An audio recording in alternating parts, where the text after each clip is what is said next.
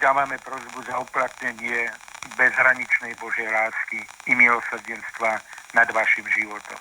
A naša pohrebná vigília pri vašom skone nás obohatila o mnohé a určite aj o jednu radosť.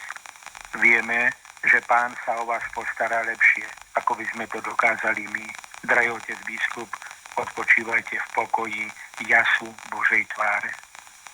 Pripomeniem, že monsignor docent Vladimír Filo, rožňavský biskup, sa narodil 15. januára 1940 v Gáni. Ordinovaný bol 25. júla 1962 v Bratislave. Svätým otcom Jánom Pavlom II bol 17. marca 1990 menovaný za titulárneho biskupa Tukského v Mauretánii a pomocného biskupa Trnavského. Na biskupa bol konsekrovaný 16. apríla 1990 v Trnave monsignorom Jánom Sokolom. Rožňavským biskupom koadjútorom bol menovaný svätým otcom 23. novembra 2002 a úrad zaujal 14. januára 2003. Monsignor Eduard Kojnok ho 1. marca 2003 menoval za generálneho vikára. Pripomeňme, že 27. decembra 2008 bol menovaný za diecézneho biskupa Rožňavskej diecézy. 21. marca 2015 bol menovaný za apoštolského administrátora Rožňavskej diecézy. Nuž a 16. mája v tomto roku sa stal emeritným rožňavským biskupom. Svoje spomienky v rozhovore s našim spolupracovníkom Dušanom Kolenčíkom prináša trnavský arcibiskup monsignor Ján Oroš.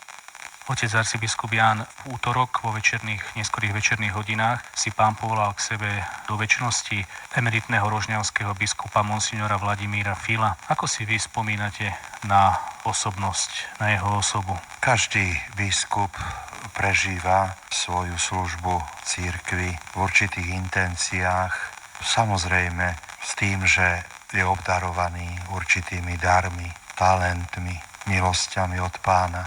Ja si najviac tak spomínam na otca biskupa Fila v súvislosti s tým, že bol veľmi vzdelaným kňazom, ktorý na vysokej úrovni, či už ako pedagóg vysokoškolský na teologickej fakulte, alebo aj v jednotlivých farnostiach, ktorých účinkoval na kňazských rekolekciách, prednášal vynikajúce prednášky.